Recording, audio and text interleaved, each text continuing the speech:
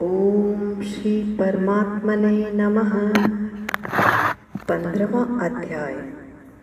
उसके उपरांत श्री कृष्ण भगवान फिर बोले कि हे अर्जुन, आदि पुरुष परमेश्वर रूप मूल वाले और ब्रह्मा रूप मुख्य शाखा वाले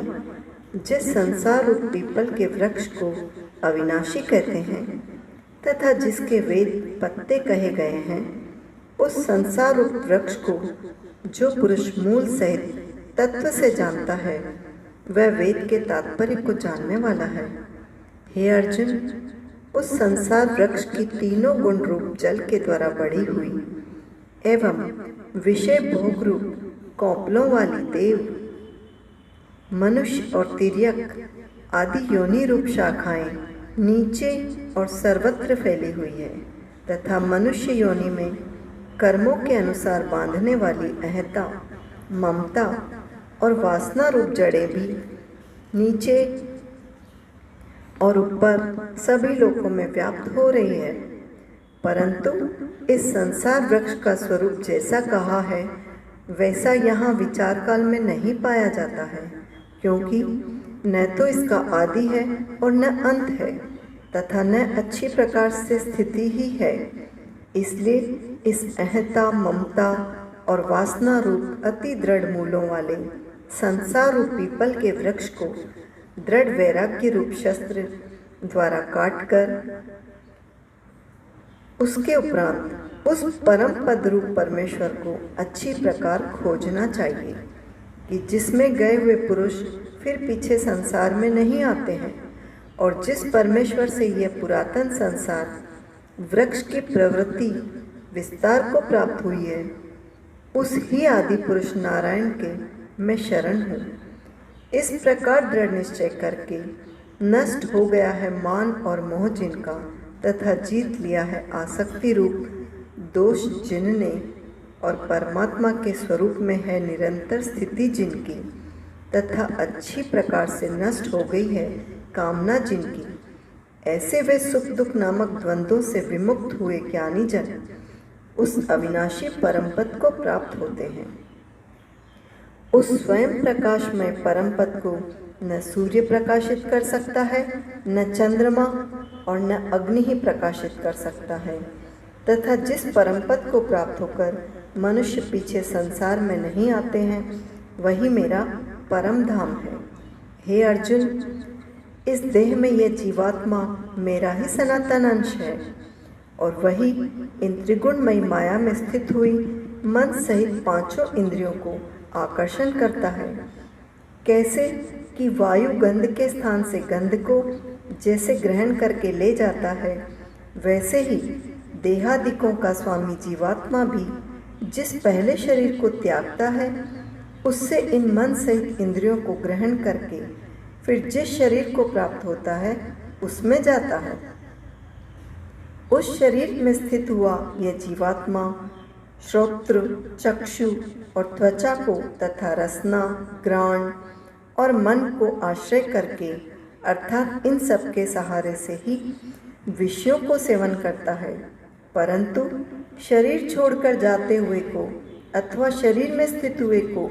और विषयों को भोगते हुए को अथवा तीनों गुणों से युक्त हुए को भी अज्ञानी जन नहीं जानते हैं। केवल ज्ञान रूप नेत्रों वाले ज्ञानी जन ही तत्व से जानते हैं, क्योंकि योगी जन भी अपने हृदय में स्थित हुए इस आत्मा को यंत्र करते हुए ही तत्व से जानते हैं। और जिन्होंने अपने अंतःकरण को शुद्ध नहीं किया है, ऐसे अज्ञानी जन तो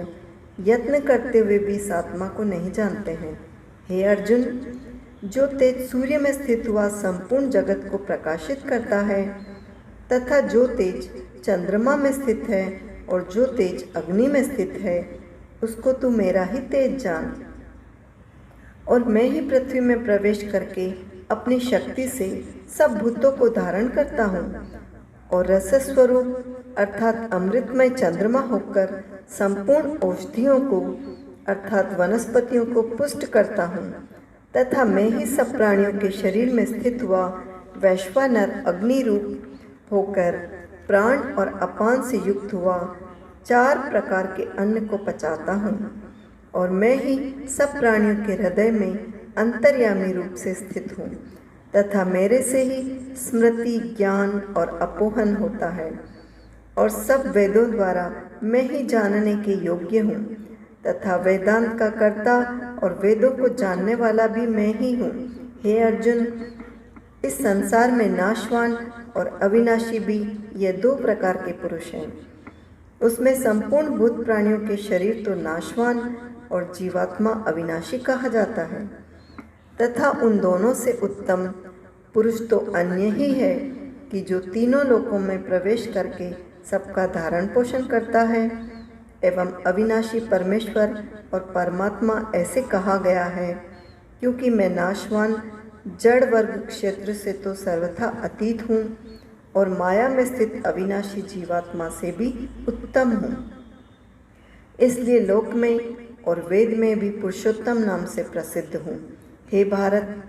इस प्रकार तत्व से जो ज्ञानी पुरुष मेरे को पुरुषोत्तम जानता है वह सर्वज्ञ पुरुष सब प्रकार से निरंतर मुझ वासुदेव परमेश्वर को ही बसता है।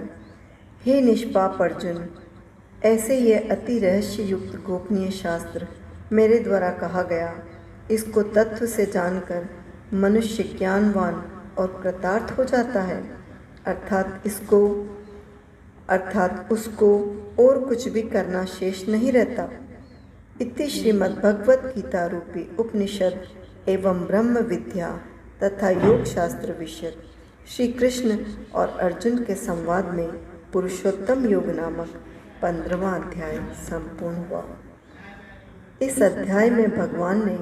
अपना परम गोपनीय प्रभाव भली प्रकार से कहा है। जो मनुष्य उक्त प्रकार से भगवान को सर्वोत्तम समझ लेता है, फिर उसका मन एक क्षण भी भगवान के चिंतन का त्याग नहीं कर सकता,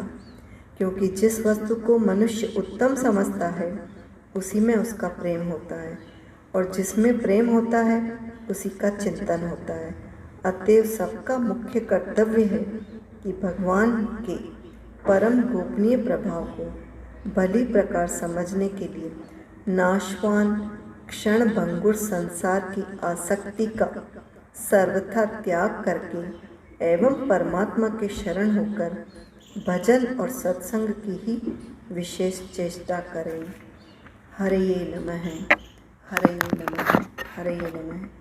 हरे कृष्ण कृष्ण कृष्ण हरे हरे,